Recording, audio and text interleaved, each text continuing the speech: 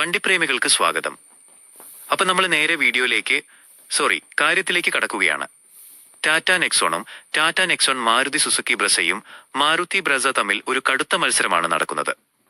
രണ്ടുപേരും compact SUV of -4 metre സെഗ്മെന്റിലെ രാജാക്കന്മാരാണ്. പക്ഷേ നിങ്ങളുടെ ആവശ്യത്തിനനുസരിച്ച് ഇതിലാരാണ് യഥാർത്ഥ ഹീറോ എന്ന് നമുക്ക് നോക്കാം. 1. Tata Nexon the tech and safety king. നിങ്ങൾക്ക് വേണ്ടത് കിടിലൻ ലുക്കും സുരക്ഷയുമാണെങ്കിൽ നെക്സോൺ ആണ് മുന്നിൽ.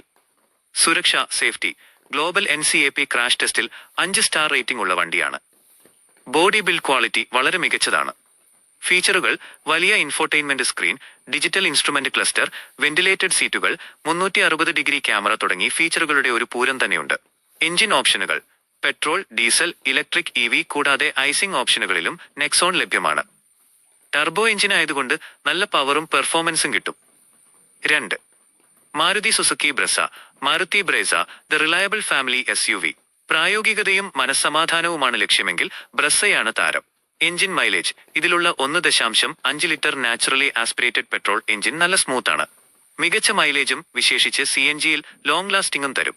ക്യാബിൻ സ്പേസ്: വണ്ടിക്ക് നല്ല ബോക്സി ഡിസൈൻ ആയതുകൊണ്ട് ഉള്ളിൽ നല്ല തലപ്പൊക്കവും ഹെഡ്റൂം ലെഗ്റൂമും കിട്ടും. ഒരു ഫാമിലി കാർ ലുക്കുണ്ട്.